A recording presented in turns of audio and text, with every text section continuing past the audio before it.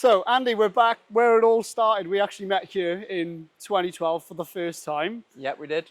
It's been a long time. Yeah, it's been a journey. I think that first week when I turned up for university freshers, I don't think you actually showed up the first week. I think you were No, I some don't sort think of I did. food poisoning or something. But the second week, it was lovely to meet you. Yeah, but 12 years later, we're Back where it started. finally working together, which is great. So, tell us about the transition you've made from being a competitive swimmer into now being a professional triathlete. It happened pretty organically, I think. I basically, as you did, we kind of went through that process of just trying to be the best swimmer you can be. And I think after doing that for 4 or 5 years at university, especially, it kind of started burning out in terms of just like enjoyment for the sport, lack of progression, just like, also getting older. Swimming isn't really a career. Um, so yeah, that kind of led me to swimming coaching. And that led me away from being a swimmer. And then after about 12 months of kind of not really doing sport properly anymore, I got that itch. I saw the 2017 World Champs in Kona, binge watched some YouTube videos. Cool. But yeah, it was pretty organic. I think being an athlete my whole life, I was just, the challenge appealed to me. And just wanting to kind of push myself. And I kind of missed that when I stepped away from swimming. Yeah. And a bit like I said, with swimming not being a true professional sport, triathlon did have a bit of a pathway to potentially have a career. And I think that in the back of my mind was like, well, if I could do sport for a job, that would be pretty cool. Yeah. And yeah, I guess that led me on that journey. Yeah, and it's interesting you say actually about burnout, and that's actually quite common with a lot of elite swimmers, even when they are teetering on the really high-end career type of swimming as well. How do you manage burnout in swimming, comparing that to then managing a high intense workout in, say, triathlon, for example? I think the thing about triathlon, and it sounds really basic, but there is 3 sports. And you can pretty much talk to any triathlete. At one point, one of those sports is probably not going great. One's probably going amazingly, and the other one's just sort of floating past, which I really enjoy because, when you're not seeing progression in, say, running for a few months, you might be having really good legs on the bike. So there's always something to kind of get behind and get excited about. I think the biggest thing as well with swimming is everything is down to the millisecond. You could go to a competition and you could have a great race and you could be 0.01 off your best time, and ultimately you feel like a failure. Whereas there is time in triathlon, but when you're racing for 8 hours over an Ironman, we're not talking milliseconds, we're talking 10 minutes, 15 minutes. And, you can have a bad section of a race. So I could have a great swim, a bad bike, and a great run, and still the day can be a success. Yeah, ultimately, it's probably very similar to like open water swimming. At the end of the day, in the grand scheme of things, it's the first person over the line. It's the first person to touch the pad. Absolutely. It isn't necessarily about the time. I find with a lot of time, I see a lot of triathletes comparing race to race. And I'm sure you would agree, it's very difficult to compare race to race. Courses are so different. And I think, as you said, touched on open water there, in the sea, currents, tides, Ironman are notorious for, potentially just throwing the boys where they want to put the boys. Changing the course at the last minute. So, yeah. and that's absolutely fine, because ultimately, when you sign up to do a race, Ironman Wales, for example, being an iconic one locally here, you're not signing up for the course to be absolutely measured to the millimeter and perfect. What you're looking for is the challenge. And, there's going to be, the swim course might vary 50 meters, 100 meters year to year. The bike course, they might take you around a slightly different way around a roundabout, and they've just added 10 meters. It doesn't matter. It's the bigger challenge of the race itself. And as we said before, we're not talking about milliseconds. We're talking about, most people will go for an Ironman PB and they're looking for 15 minutes off, 30 minutes off. They're not looking for those The margin milliseconds. is bigger. Yeah. Yes. Okay, now transitioning from your swimming days then into triathlon, what would you find is the hardest aspect to pick up? Because being a swimmer, you're going to be very aerobically fit. Transitioning in from swimming into triathlon, what did you find the most challenging in that aspect? Well, for me, it was obvious. It was running. I think, I can't remember how many years, probably 16, 17 years being a swimmer, the heart and the lungs were, pretty developed. Probably potentially more developed than they are now. I probably regressed slightly. but the legs just didn't have the ability to take that load. Quite early on, I started working with a running coach, and he used the analogy, it's like you've got a Ferrari's engine in a beat-up Mini. I use the Because- analogy a lot of the time. You've got a big engine on a push bike. Yeah. Very similar aspect. Yeah. And that's great. When you're pedaling a bike, you know, you can get away with that. When you're, you know, open water swimming, not an issue. But when you're trying to run, especially a marathon, and you haven't got the capacity in the legs to kind of take that load, it led to injuries. It led to a bit of frustration. Like I was, you know, I got good quite quickly because of the engine, but it also led to a lot of setbacks. But I'm forever fortunate, knowing what I know now, that I came from a swimming background, because swimming, I think, is the biggest barrier to I entry. agree. Yeah. And I think the more background you have with swimming, the better. And that's even, you know, kids doing learn to swim, or, you know, teenagers, you know, just recreationally swimming once a week, once a month, whatever it is. They are going to be able to do a triathlon later on in life. Those that literally jump in the pool for the first time after never really swimming or doing swimming lessons, it's not to say they can't do it, but it's a really big barrier. It's a struggle, and we see that as coaches every day, that triathletes, majority of the time, come from a biking or running background, and the biggest challenge is the swim in a lot of aspects.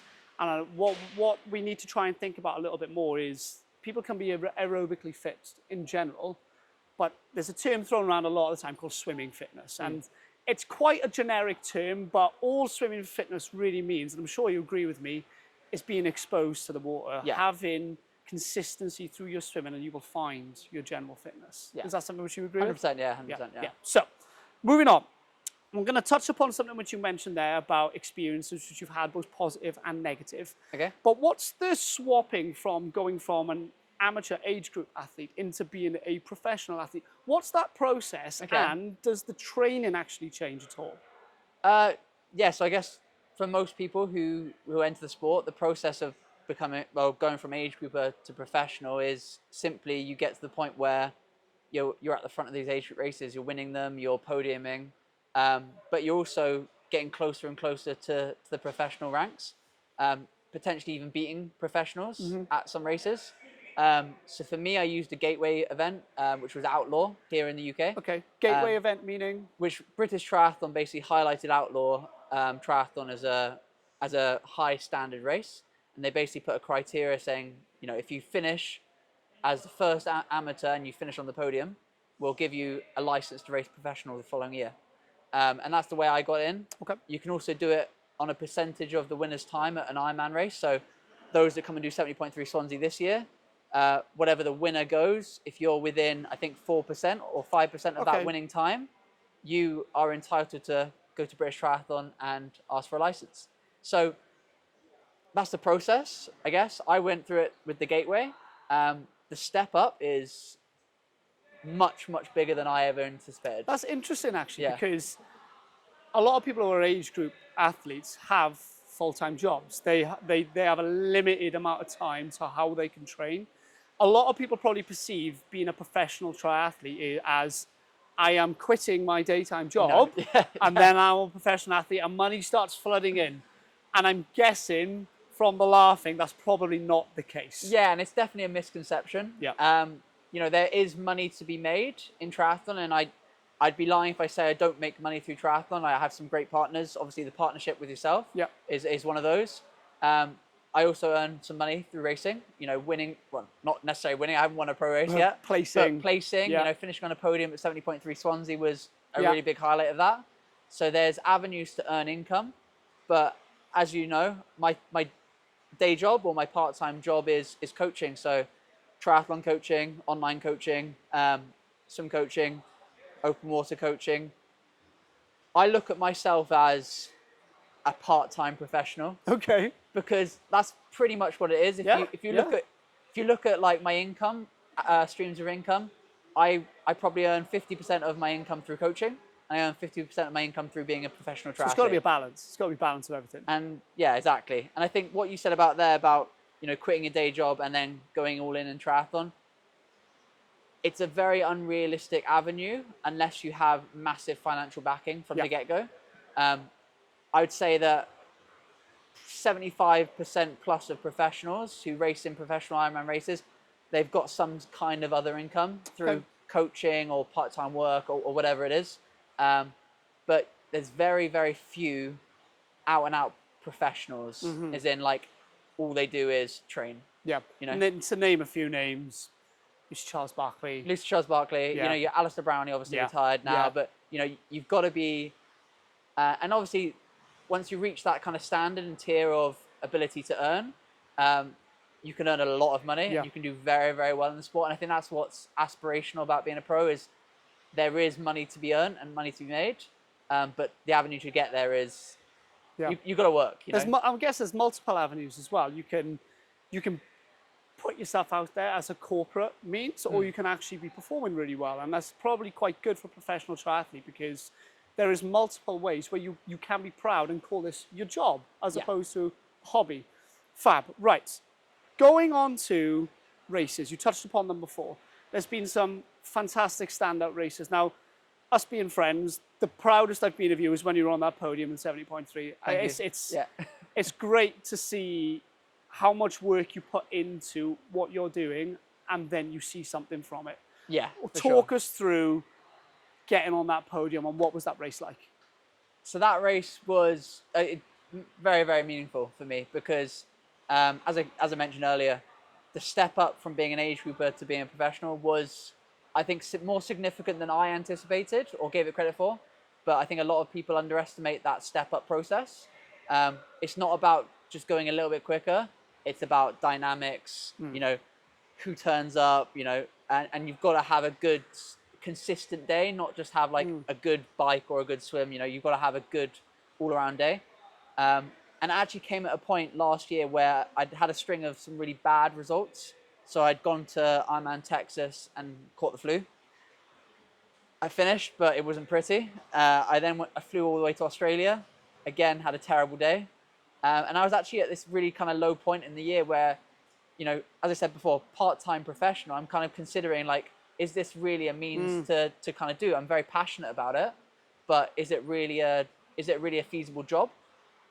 So then to kind of get the reassurance from finishing on a podium, having a payday, you know, and I guess validating it and I don't necessarily need to validate it, you know, to do it, you know, Externally? Ultimately, I think internally and externally, Okay. you know, it's nice to go to my wife and my parents or whoever else it is and say, look, I'm getting there. Yeah. But also for myself, there's like kind of like imposter syndrome aspect of like being a professional, like, oh no, I do deserve to go to these races. I do deserve to contend and compete. Yeah. And I think that was really powerful because I think if I hadn't have had that kind of like star performance for last season, I would have probably looked back on last season as like a bit of a failure. Whereas actually with that one result, it was my best season ever. Yeah. And that's a positive thing. I can imagine it's so volatile in the sport. There's such, even though it's a long race, there's such fine margins. Now touching upon those, I would say lesser performances. Ironman Texas. I'm pretty sure Frankfurt turned into a biathlon, did it? Was Ironman Frankfurt turned into a run? No, that was that's just Salou a couple of years ago. Yeah. Okay, so looking at Ironman Texas, caught falling with the flu. Ironman in Australia, not going to plan. Mentally, how do you recover from that? I think it's twofold, really. I'd say I'm a very driven person, and I think it's important that you don't let these kind of like, you know, these kind of negative things kind of creep too much in. So I'm very driven in the sense that like training is kind of part of my life and it's what I want to do. It's what I enjoy doing. It's my outlet. I feel good after doing it. So for me, the best way to kind of move on from that process was just getting back to work. So coming back, having a bit of rest, and then just kind of getting my head stuck back into training. You know, coming from a swimming background, diving in the pool when everything goes kind of silent is a bit like therapy because, you know, everything goes like kind of quiet. You're kind of in your own headspace, but you're in there exercising. You've got the hormones rushing through the body. You're feeling good. So that was one aspect. The second one was just having a really supportive network. You know, friends, family, wife, like those sort of things. Like Understanding. yeah, Understanding. understanding, but also just yeah, giving you kind of like grace, because like ultimately, I may race professional for 10 years. I might only have 5 to 10 races that I'm truly happy about Yeah. and content about, and I'm going to have 100 which probably don't go perfectly to plan. And it's just about understanding that process of I'm doing the sport to kind of see how good I can get. Yeah, have a career hopefully, but I'm always striving to see how good I can be, and you're going to have a lot of bad results before you have a good result. Yeah. And I think that's last season probably captivates that really nicely with 4 or 5 pretty crap results and one really good one. Yeah. And I'm hoping this year's a bit more consistent. Yeah. But I think that's part and parcel of sport. Yeah, and I agree. It's like being your friend. It's even though it's very, very good to see you perform, it's also very hard to see you when you don't perform, Yeah. seeing all the work you put into it. How do you would block out external influences? So, for example, if you're making the decision to say not transition into the run, or pull up on the run, or not even start the bike, how do you make that decision in the moment? What's going through your mind in that decision?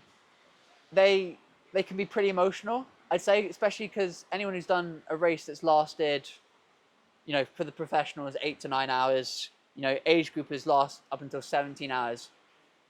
It's impossible to have a really clear mindset throughout the whole process of being like completely present, completely content with what you're doing. You're gonna have downs, you're gonna have lows, and it gets pretty emotional. I'd say, like, you know, I'm quite happy to say that pretty much every Ironman race I've ever done, I've cried at some point. You know, that's Yeah. because you're throwing. I'm sure a lot of people will share Yeah, that with 100%. you. A lot of I've seen on race car, I've seen hundreds of people crying, and that's because it's the investment of the time and energy you put in to get there, but then also the race itself being such a brutal distance, and that's why everyone does it, is because of how brutal it really is. Yeah. But I guess when I've had those results where I've, you know, maybe pulled out or decided not to finish, you know, I think it's been a very difficult decision.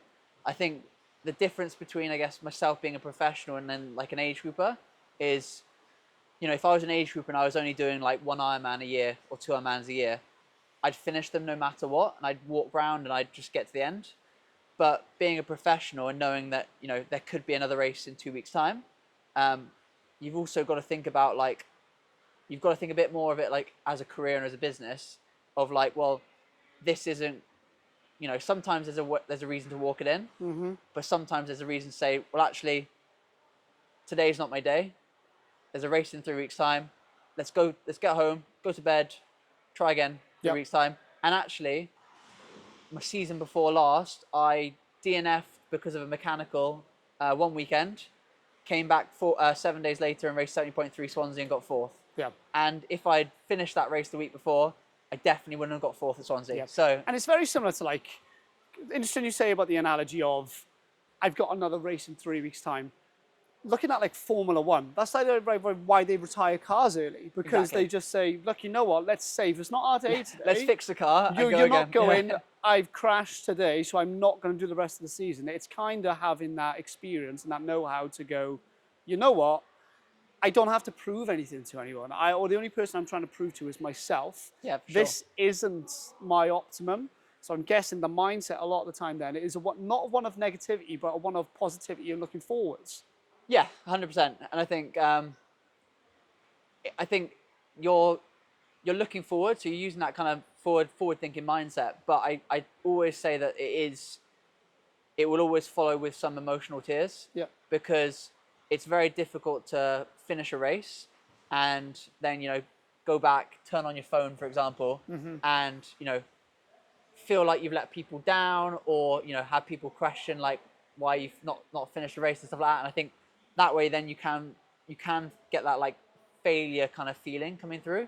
But what I think I've really come to understand in the last 12 months more than ever is that not many people really care. Yeah. Not and No, and no I think one does, no. you always care about it because it's so personal to you. But ultimately, people who are invested in you as an athlete and are, you hoping you do well and succeed. Yeah. They don't care if you've had a bad day. They might want to know why, just because they're interested, but they're hoping that you have a good day. And if that means that you have a good day next month or 2 months' time, then Yeah. they're happy. Yeah. They are just invested in the journey. They're not invested in, you hope they're not invested in seeing you fail, basically. Yes, of course. And I suppose everyone's going to want to see you succeed regardless of that anyway. I'd like to think so. Yeah, I'd yeah. like to think so, yeah. So moving on to a little bit of coaching. Now, not many people will probably know this. Even though you're a very qualified coach yourself, you have your own coach. Yes. Talk us through who your coach is and why you feel as a professional, even though that you're already coaching people, why you feel you also need a coach yourself. Okay, good question. Yeah, so as you mentioned there, yeah, I coach with RAS Endurance, a company that's based here in South Wales. I absolutely love coaching, and as we kind of mentioned earlier, I started triathlon through the medium of being a swimming coach. So I became a swimming coach. I then had an itch to do sport, and then went back to sport in terms of triathlon. So my passion for coaching is so interlinked with being an athlete myself as well. Why do I value having a coach? The honesty is that when I started triathlon, I thought I could do it all. And I was self-coaching myself. I had input from people who helped me, but I very much winged it. And I have a knowledge of what to do. But once I got to a certain point, I needed someone to take an outside look at what I was doing. And I think it's very easy to, when you're coaching yourself, to look at the next week or the next day and have a very, again, going back to emotions, a very emotional decision of to do more, to do less, to, if you're doing a swim session, for example, oh, okay, 4K will do today. Even though I plan to do 5, 4K will do. When you have a coach, that decision-making aspect of your day-to-day goes. Yeah. And I think what I've loved is taking all that mental stress that I would put into what I need to do to perform and giving it to someone else. And then what I tend to find is that when you're looking at another athlete, it's very easy to give them direction and give them guidance, because I'm not as emotionally as attached as I am with myself. So I'm not going to lie at bed at night at 11:30, overthinking everything. Whereas you're going to think about that yourself. And it's not a self-centered thing. It's what everyone does. Yep. You go to bed at night, you think about what you've got to do the next day. And if you're coaching a training and if you're writing your training plan yourself, you're going to be way too invested in that, and you're going to think about it way too much. Yeah.